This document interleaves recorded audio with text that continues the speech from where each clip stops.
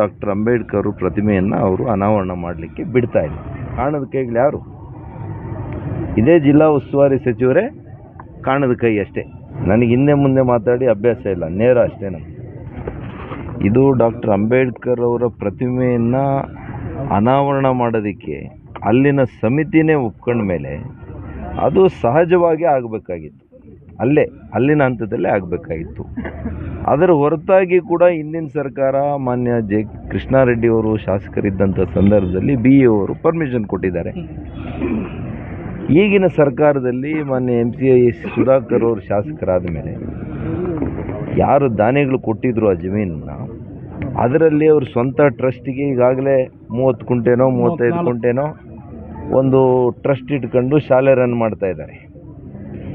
ಈಗ ಬಹುಶಃ ಅವ್ರ ಉದ್ದೇಶ ನನಗೆ ಅನೇಕರು ಹೇಳಿರೋ ಹಾಗೆ ಆ ಸರ್ಕಾರಿ ಶಾಲೆಯ ಜಮೀನನ್ನು ಕೂಡ ಅದನ್ನು ಕೂಡ ವಶಪಡಿಸ್ಕೋಬೇಕು ಈ ಒಂದು ಅವರ ಖಾಸಗಿ ಟ್ರಸ್ಟ್ಗೆ ಅನ್ನುವಂಥದ್ದು ಅವರ ದುರುದ್ದೇಶ. ಇದರಲ್ಲಿ ಭಾಳ ಸ್ಪಷ್ಟವಾಗಿ ನಾನು ಮಾತಾಡ್ತಾ ಇದ್ದೀನಿ. ಇದರ ಹಿಂದೆ ಇರ್ತಕ್ಕಂಥ ದುರುದ್ದೇಶ. ಅದಕ್ಕೋಸ್ಕರ ಇವತ್ತು ಡಾಕ್ಟರ್ ಅಂಬೇಡ್ಕರ್ ಪ್ರತಿಮೆಯನ್ನು ಅವರು ಅನಾವರಣ ಮಾಡಲಿಕ್ಕೆ ಬಿಡ್ತಾ ಇಲ್ಲ. ಅವ್ರ ಪರ ನಮ್ಮ ಹೋರಾಟಗಾರರು ಹೇಳ್ತಾವ್ರೆ, ಕಾಣದ ಕೈಗಳು ಯಾರು? ಇದೇ ಜಿಲ್ಲಾ ಉಸ್ತುವಾರಿ ಸಚಿವರೇ ಕಾಣದ ಕೈ ಅಷ್ಟೇ.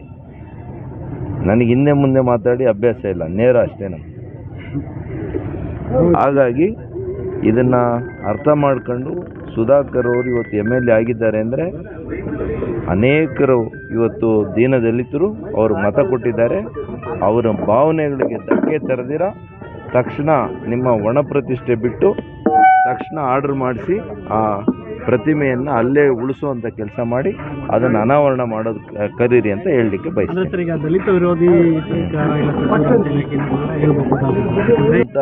ಮಂತ್ರಿಗಳು